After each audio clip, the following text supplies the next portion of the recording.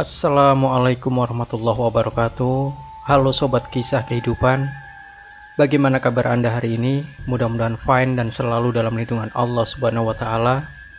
Senang sekali kami bisa kembali hadir menjumpai Anda, dan untuk kesempatan kali ini kami akan berbagi satu kisah nyata horor yang berjudul Misteri Kuburan Sutarsi Menangis di Bawah Pohon Pinus. Di suatu perkampungan, tepatnya Desa Karangsari, Citelet, Kabupaten Garut Selatan, Jawa Barat, disitulah semula cerita ini kami angkat, yaitu kisah nyata yang benar-benar pernah terjadi yang dihadapi oleh sepasang suami istri yang akan pulang kampung. Sebut saja nama istrinya Aisyah, serta suaminya bernama Pudin. Mereka lagi berbelanja buat menyambut Idul Fitri yang tinggal 2 hari lagi. Rencananya besok pagi mereka akan mudik. Seperti umumnya khas orang Indonesia, bila Idul Fitri nggak asik rasanya bila nggak mudik. Dapat disebut mudik yaitu satu keharusan setiap umat muslim di Indonesia. Setelah rasanya cukup beli oleh-oleh serta perlengkapan yang lain, Pudin beserta istrinya pulang, serta esok harinya pagi-pagi sekali mereka pergi bersama, karena mereka telah tahu bila musim mudik tentu perjalanan macet parah. Duh Pak, nyampe jam berapakah ke kampung ya, bila perjalanan macet seperti ini? Aisyah ajukan pertanyaan pada suaminya. Ya, belum tahu. Mungkin saja mendekati maghrib. Biasanya kan bila tidak macet juga asar baru kita nyampe. Ya, sekitar maghriban lah. Udin juga menjawab tegas. Wah, bila gitu, kita nyampe rumah malam dong, Pak. Aisyah khawatir. Ya, nggak apa-apa, ada bapak. Tenang saja. Udin pun menenangkan istrinya. Iya, Pak. Kan turun dari mobil, kita jalan kaki jauh banget. Hampir setengah jam. Duh, mana ini lagi hamil muda lagi. Aisyah bergumam. Karena mereka menggunakan kendaraan umum, jelas saja perjalanan merasa lama. Karena mungkin saja macet, serta turun naiknya penumpang. Tidak terasa 8 jam sudah melalui, namun mereka tidak kunjung juga sampai tujuan. Ternyata benar perkiraan Pudin, mereka nyampe rumah mendekati maghrib. Rasa khawatir serta bingung tampak di wajah Aisyah. Dalam pikirannya, apa mungkin saja saya berani melalui rimba? Mari Bu, kita teruskan perjalanan kita, keburu malam. Pudin mengajak istrinya yang lagi kebingungan. Udah Bu, nggak usah mikir aneh-aneh. Yuk kita pergi. Tangan istrinya pun dipegang, serta mereka pun beranjak pergi. Lantunan adzan maghrib juga terdengar saat mereka baru masuk hutan. Di dalam perjalanan, mendadak Aisyah serta Pudin dikejutkan dengan suara tangisan merintih, seperti tangisan yang benar-benar terasa sakit yang demikian dalam. Serentak Pudin serta istrinya pun berhenti sejenak, mendengarkan apa benar dengan apa yang baru saja mereka dengar. Telinganya pun dipasang sejeli mungkin. Ternyata benar ada yang nangis. Aisyah pun segera terperanjat, serta segera mendekati suaminya. Apaan tuh Pak? Mungkin saja orang. Pudin pun menenangkan istrinya. Yuk kita lihat, mungkin orang yang lagi perlu pertolongan. Enggak Pak, takut. Mending kita pulang saja. Tidak mungkin orang jam segini nangis di tengah hutan. Aisyah menarik tangan suaminya. Enggak Bu.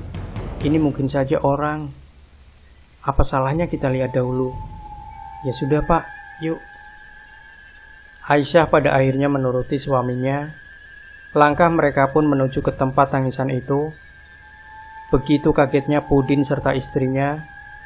Ternyata yang nangis itu tetangga orang tuanya Sutarsi. Bibi mengapa di sini? Nangis lagi. Mengapa Bi? Aisyah ajukan pertanyaan pada wanita tua yang dipanggil Bi Sutarsi. Wanita itu menjawab, Bibi dibuang ke sini sama anak-anak. Mereka tega sekali meninggalkan Bibi di sini. Kok demikian? Pudin terasa heran. Ya sudah Bi, yuk pulang bareng kita. Enggak deh, Bibi di sini aja.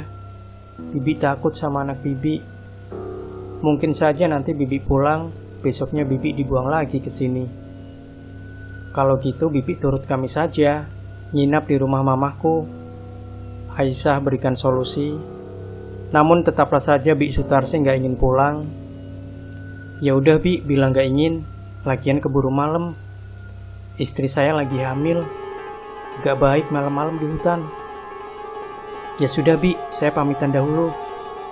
Jangan cemas Bi, nanti saya tegur anak-anak Bibi yang pada tega itu ya. Mudah-mudahan ntar malam anak Bibi menjemput Bibi ke sini.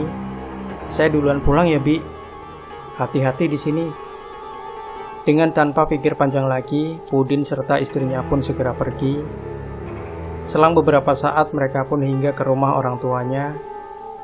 Dengan sukaria orang tua mereka juga menyambut Ria, memeluk serta berjabat tangan dengan anak serta mantunya. Jam berapakah dari Bandung? Jam segini baru nyampe. Tadi pagi Bu, jalanan macet, jadi agak telat. Udin menjawab pertanyaan ibu mertuanya. Oh ya Aisyah, kamu tahu nggak Bi Sutarsi? Tetangga mama itu? Iya Bi, tahu. Iya, tadi saya juga ketemu Mah di hutan. Dia lagi nangis, sepertinya sedih banget. Memang ada permasalahan apa ya Bu sama keluarganya? Apa? Aisyah ketemu sama Bi Sutarsi? Iya Bu, Aisyah menjawab. Memang mengapa Bu? Bi Sutarsi telah meninggal Aisyah tadi sore. Apa Bu? Aisyah serta suaminya kaget banget. Yang benar Bu?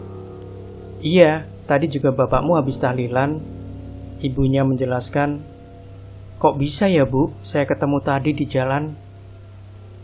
Kan dikuburnya di daerah situ.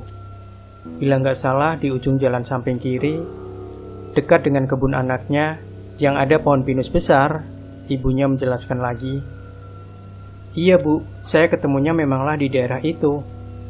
Dia lagi nangis duduk di bawah pohon pinus itu Bu. Aisyah meringis takut seraya tangannya mengusap perutnya yang buncit. Mudah-mudahan saja anakku baik-baik saja ya Bu. Berdoa saja Aisyah, Allah akan selalu membuat perlindungan kita. Mungkin saja itu bukanlah Bi Sutarsi, mungkin saja itu setan yang menyerupainya. Begitulah penjelasan sang ibu. Demikian Sobat Kisah Kehidupan. Jangan lupa berikan komentar Anda, like dan share video ini, subscribe channel Kisah Kehidupan, dan nantikan kembali kisah-kisah terbaru dari kami selanjutnya. Sampai jumpa.